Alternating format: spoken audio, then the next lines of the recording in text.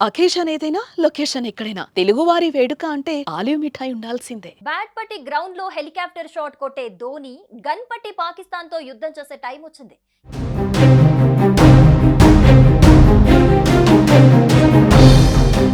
MRF bat తో రికార్డులు కొల్లగొట్టిన cricket god Sachin Tendulkar AK-47 తో పాక్ సైన్యాన్ని బౌండరీలు దాటేలా తరిమి కొట్టే టైం వచ్చింది. లూసిఫర్ 2 ఎంపురాన్ లో రియల్ వార్ లో తుపాకులతో చెలరేగిపోయిన మలయాళం హీరో మోహన్ లాల్ కి రియల్ వార్ లో చెలరేగే ఛాన్స్ వచ్చింది. ఇవన్నీ నిజంగా నిజమయ్యే అవకాశం ఉంది. కుదిరితే ధోనీని వార్ జోన్ లో చూడొచ్చు. వీలైతే సచిన్ ఇండియన్ ఆర్మీతో కలిసి పాక్ పై యుద్ధం చేయొచ్చు. ఇవన్నీ సాధ్యమే. త్వరలోనే ధోని, సచిన్ లాంటి పలువురు ప్రముఖులను ఆర్మీ డ్రెస్ లో యుద్ధ క్షేత్రంలో విరోచితంగా పోరాడుతుంటే చూసే ఛాన్స్ రావచ్చు. ఆ దిశగా కేంద్రం ఆదేశాలు జారీ చేసింది. టెరిటోరియల్ ఆర్మీని రంగంలోకి దింపాలని నిర్ణయించింది.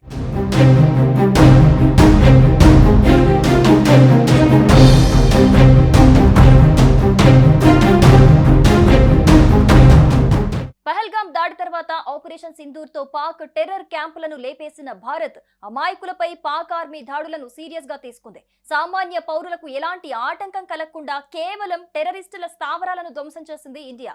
అదే సమయంలో ఉగ్రవాదాన్ని పెంచి పోషించటం మానుకోండి, మేము పౌరులకు హాని కలగకుండా ఉగ్ర మూకలపైనే దాడి చేశామని చెప్పినప్పటికీ పాక్ వినలేదు. ఈ పరిస్థితుల్లో భారత రక్షణ శాఖ కీలక నిర్ణయం తీసుకుంది. సైన్యం ప్రతి నిమిషం పాక్ తో పోరాడుతున్న తరుణంలో టెరిటోరియల్ ఆర్మీని కూడా రంగంలోకి దించేందుకు ఆదేశాలిచ్చింది.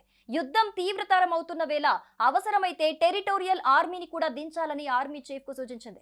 ఇందులోని అధికారులను, నమోదు చేసుకున్న సిబ్బందిని పిలిపించేందుకు అధికారం కల్పించింది. రెగ్యులర్ ఆర్మీతో కలిసి పనిచేసేందుకు సిద్ధంగా ఉండాలని కేంద్రం సూచించింది. ఇప్పటి వరకు పలు సందర్భాల్లో టెరిటోరియల్ ఆర్మీ సిబ్బంది యుద్ధాల్లో పాల్గొంది.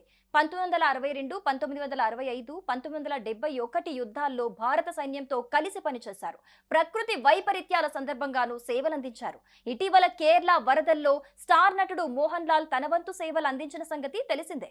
అతడు కూడా టెరిటోరియల్ ఆర్మీలో లెఫ్టినెంట్ కర్నల్ స్థాయి అధికారి. ఈ జాబితాలో పలువురు సెలబ్రిటీలు కూడా ఉన్నారు. భారత మాజీ captain MS Dhoni, Sachin Tendulkar, Kapil Dev, Anurag Thakur, Abhinav Bindra lieutenant colonel స్థాయిలో ఉన్నారు. కనీస అర్హత, సర్వీసు పూర్తి చేసిన వారికి పింఛన్లతో పాటు ఇతర ప్రయోజనాలు, క్యాంటీన్, మెడికల్, LT అలవెన్స్లు అందిస్తారు.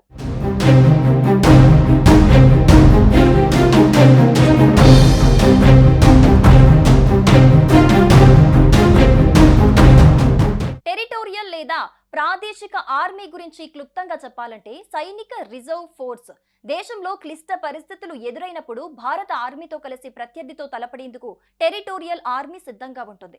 ఇందులోని సిబ్బంది, అధికారులకు రెగ్యులర్ ఆర్మీ తరహాలోనే శిక్షణిస్తారు. వీరంతా బయట ఉద్యోగాలు చేసుకుంటూనే వాలంటీర్గా సైన్యంతో పనిచేస్తుంటారు. 1948లో భారత టెరిటోరియల్ ఆర్మీ చట్టం ఆమోదించారు. ఆ తర్వాత 1949లో అధికారికంగా ప్రారంభమైంది. ప్రస్తుతం దాదాపు 50,000 మంది వరకు ఈ ఆర్మీలో ఉన్నట్టు సమాచారం. వీరంతా రెగ్యులర్ ఆర్మీలో భాగమే అయినప్పటికీ నిరంతరం సైన్యంతోనే ఉండరు. అవసరమైన సందర్భాల్లో కథన, ప్రకృతి వైపరీత్యాల్లో రంగంలోకి దిగుతారు. టెరిటోరియల్ ఆర్మీ అధికారుల్లో పలువురు శౌర్య, విశిష్ట పురస్కారాలను అందుకున్నారు.